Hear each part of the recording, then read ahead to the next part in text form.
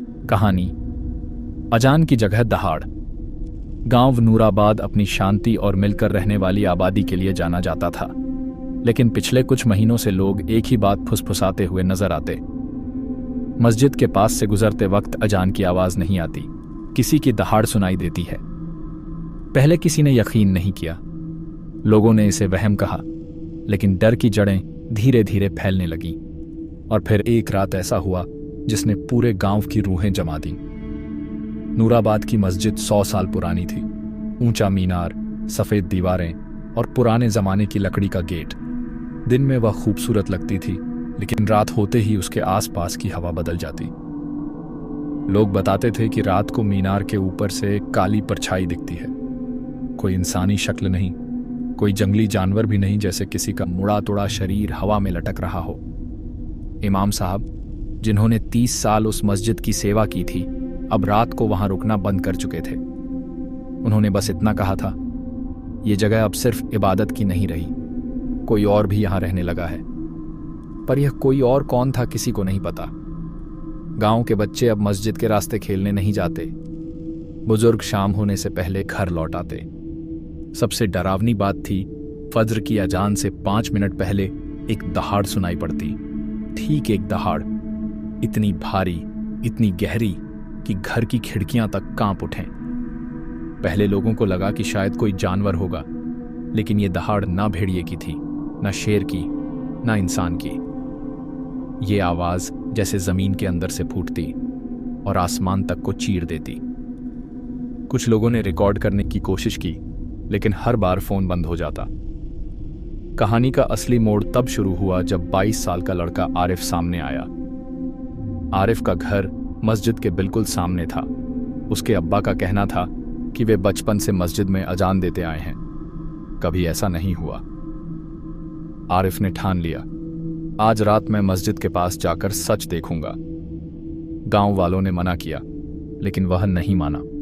उसने फोन की टॉर्च, एक तस्बीह और अपनी हिम्मत लेकर रात 3 बजे मस्जिद की ओर कदम बढ़ाए। रात का सन्नाटा काला था, सड़कें सूनी, सिर्फ हवा चलती और उसके कदमों की आवाज। मस्जिद के गेट पर पहुंचा तो उसने देखा कि दरवाजा थोड़ा खुला हुआ है। दरवाजा हवा से नहीं हिल रहा था, जैसे किसी ने अभी अभी खोला हो। आरिफ धीरे धीरे अंदर गया। मस्जिद के अंदर अजीब ठंडक थी, इतनी ठंड जैसे बर्फ में खड़ा हो।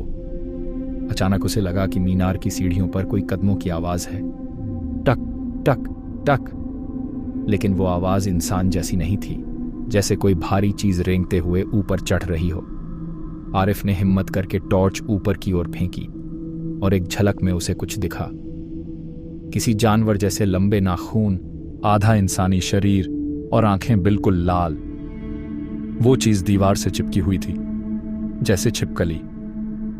और जैसे ही उसकी रोशनी उस पर पड़ी, वह चीज दहाड़ मारी। वही दहाड़ जिसके बारे में पूरा गांव डरता था। आरिफ का दिल तेजी से धड़कने लगा, लेकिन वह भागा नहीं। मस्जिद के नीचे वाली तहखाने में एक पुरानी अलमारी थी। कहते हैं उसमें मस्जिद की शुरुआत से जुड़ी चीजें रखी थीं। आरिफ डरते डरते नीचे पहुंचा। वहां धूल भरी किताबें पड़ी थीं। उनमें से एक फटी हुई किताब थी जिस पर लिखा था, जिन्न ए मीनार। किताब खोलते ही पहला ही वाक्य पढ़कर उसकी सांसें रुक गईं। इस मस्जिद की मीनार में कभी अजान देने वाला एक मुअज्जिन रहस्यमय तरीके से मर गया। मरने से पहले उसने कहा, यहां कोई परछाई रहती है जो अजान पसंद नहीं करती। आगे लिखा था, जो भी अजान देने से पहले मीनार पर चढ़ता है, उस पर वही साया हावी हो जाता है। आरिफ को अब सच्चाई समझ आ चुकी थी। यह कोई जानवर नहीं, कोई इंसान नहीं, यह एक जुनूनी जिन्न था। वो कभी इंसानी मुअज्जिन के शरीर से बंधा हुआ था।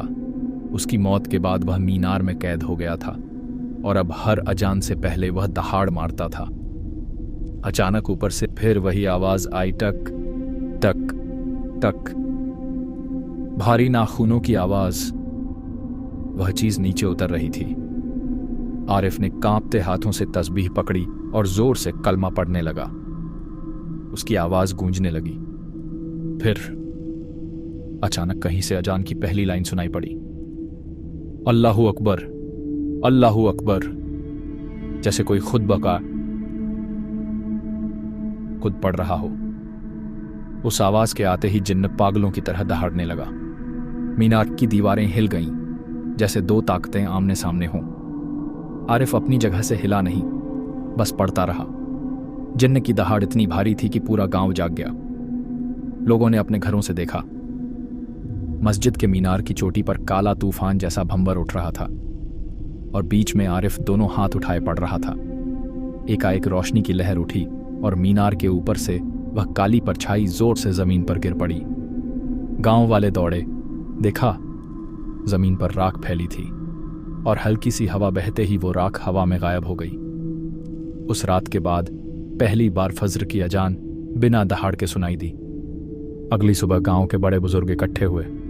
इमाम साहब ने कहा, जो कई सालों से यहां कैद था आज मुक्त हो गया। आरिफ की हिम्मत ने मस्जिद को बचा लिया, लेकिन उसकी आंखों में एक डर भी था।